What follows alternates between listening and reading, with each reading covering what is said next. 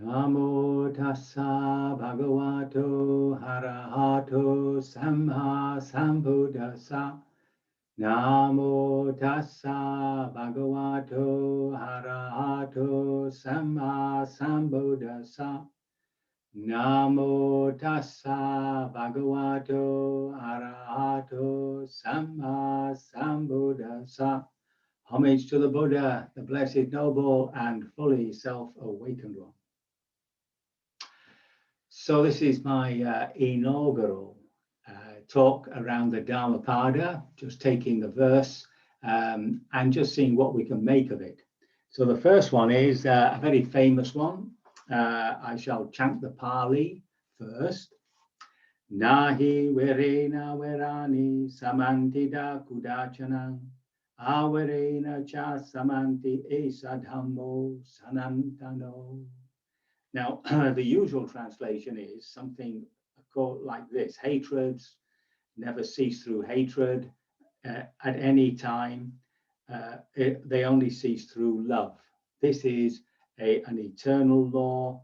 This is an absolute law. It doesn't really matter, right? So that's the verse, and of course, it's one of the most famous of the Dhammapada verses, of which there are close on, I think.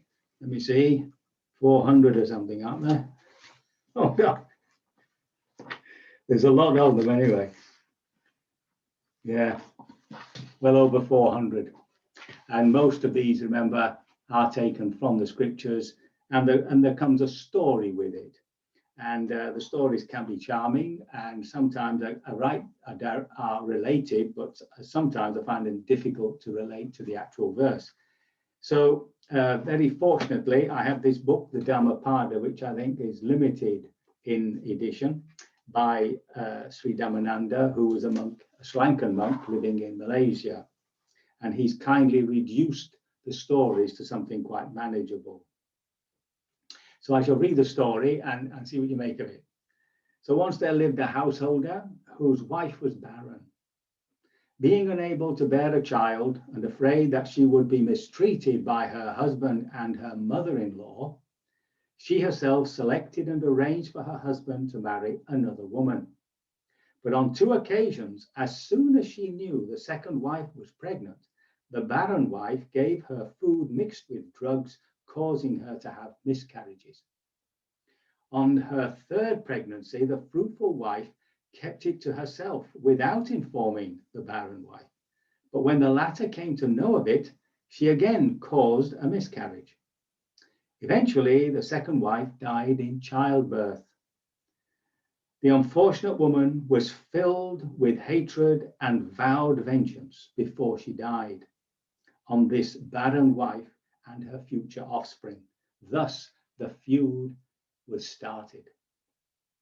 Among their later existences, the two were reborn as a hen and a cat, a doe and a leopardess, and finally as the daughter of a nobleman in Savatthi and an ogress. One day, the demon was in hot pursuit of the nobleman's daughter and her baby. And when the lady heard that the Buddha was giving a religious discourse at the Jetavana monastery, she fled to him and placed her son at his feet for protection. The demon was thus prevented from entering the monastery, but she was later called in, and both the lady and the ogress were admonished by the Buddha. The Buddha told them about their past feud as rival wives and how they had been harboring hatred towards each other and killing each other's offspring through their various lives. They were made to see that hatred could only cause more hatred, and that it could only cease through friendship, understanding, and goodwill. Both realized their mistakes, and on the admonition of the Buddha, made their peace with each other. Then the Buddha requested the woman to hand over her son to the ogress.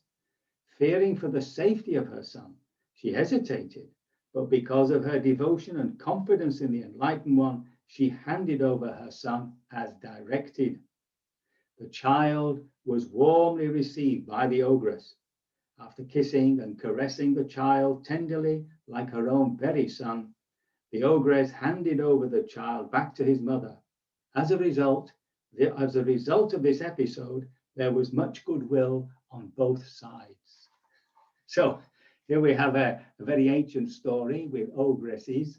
I think a sort of nasty Shrek.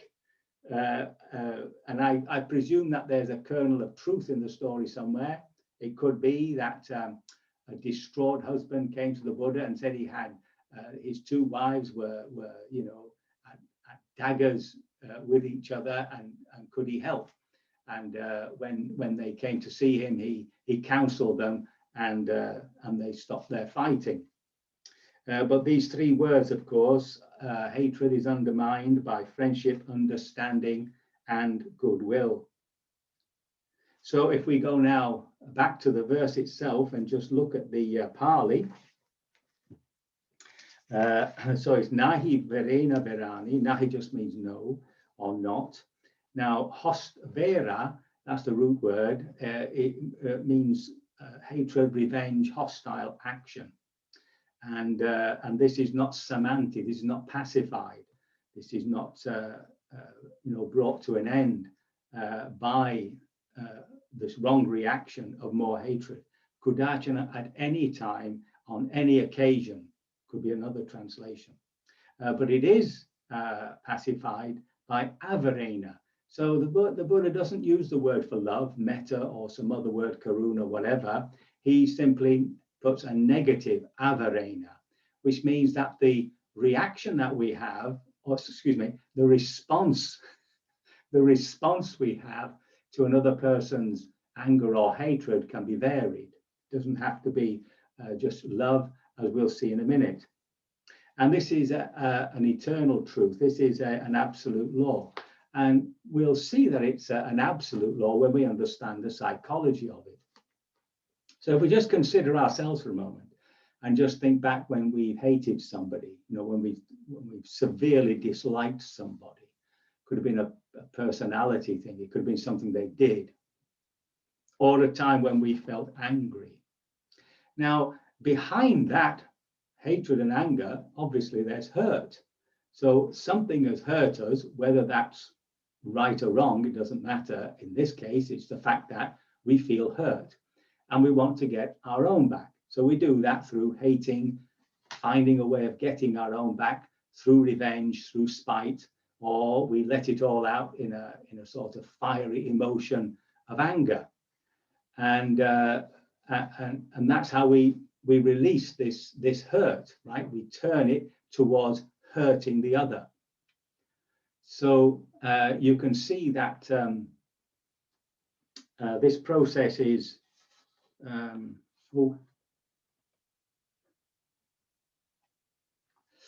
sorry, that was a glitch on the I'll try and cut it out, but if I can't, you'll just have to accept it. So if we see that, in other words, if the other person reacts with anger, then of course that fuels our anger. We find ourselves growing even hotter and more cold in our hatred. But if the other person asks us, you know, what's wrong, and then we have that occasion to tell them why we feel hurt, and they are prepared to adjust or to do something which undermines my hurt, then of course that hatred and anger begin to die away. So now when we understand our own psychology, obviously it's easier to understand somebody else. So here we have somebody who hates us, right? We can feel the hate, or we have somebody who is bursting with anger. So our reaction, our natural reaction would be to fight back, or if we feel we're not going to win, would be to run. So somehow we have to, you know, stop that from firing up within us. And the best thing is of course awareness, to be aware of that immediate arising of that negative emotion towards the person, and to be able to come to put something in between. Okay, so here we can look at a story from the Buddha. The dastardly Devadatta had set this elephant on him, and the elephant was, running towards him with his trunk lifted, presumably, to attack. And the Buddha stood, see, fearless, right? Not reacting, not running away. If an elephant, went for me, I would definitely be running away. And he held out his hand and offered metta to the elephant. The elephant was so affected by this love that it slowed down, finally came to a halt, and in fact lowered itself before the Buddha in some sort of obeisance. So that might be a bit difficult for us to grasp these days, the power of love. But of course we use it. People use it, to train dogs, to pacify dogs. Sometimes, when a dog is barking at you and looks angry, as soon as you open up to it and say, oh, quiet down, come on, boy, don't, it'll sort of, begin to quiet down and finally come and sniff you out and be a friend. So love is a powerful, message to give to somebody, that you're not going to, come back at them, that you're not going to react, you're not going to take revenge, etc. So here we are in a situation where somebody is hating us, perhaps, or somebody is angry with us. So first of all, is to get in touch with that. Now, in an actual situation where somebody is being hateful or is being angry, to image that hand in front of you, if you can, and then to absorb their negative feelings, as it were, right? So it stays on the outside of your heart. You can feel it, but you're not letting it in. And the heart itself may be in this dual state of wanting to be angry, wanting to react. But we have to go over the top of that. And the best way that I found anyway is to point our attention directly at to what they're saying. Now, as soon as you do that, as soon as the person who is angry with you realizes that you're not going to react, it's not going to be a big fiery situation, you're not going to pour petrol on it, and that you're actually open up to understanding why they're angry. Of course, their anger's got nowhere to go. It needs something to fire it up. It needs that reaction.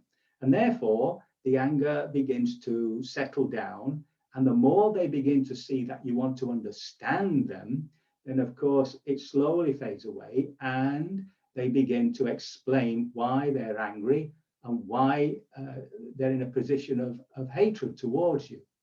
And at that point, of course, there's some negotiation, there's some ability to settle the problem most times.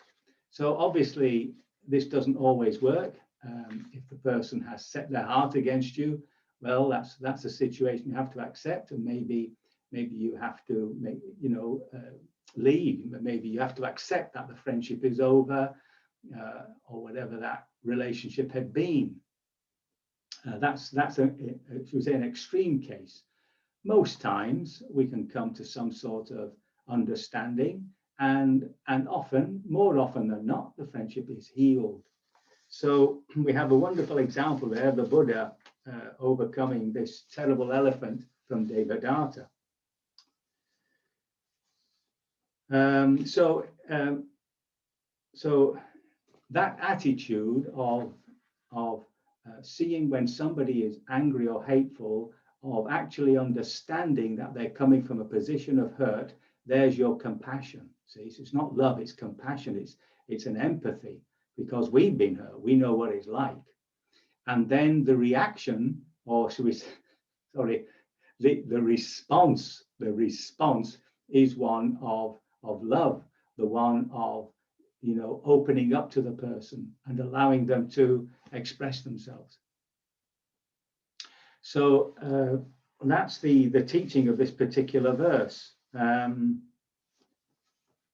and it's something that these verses, if you take them on and you learn them off by heart, they're like a mantra within us every so often.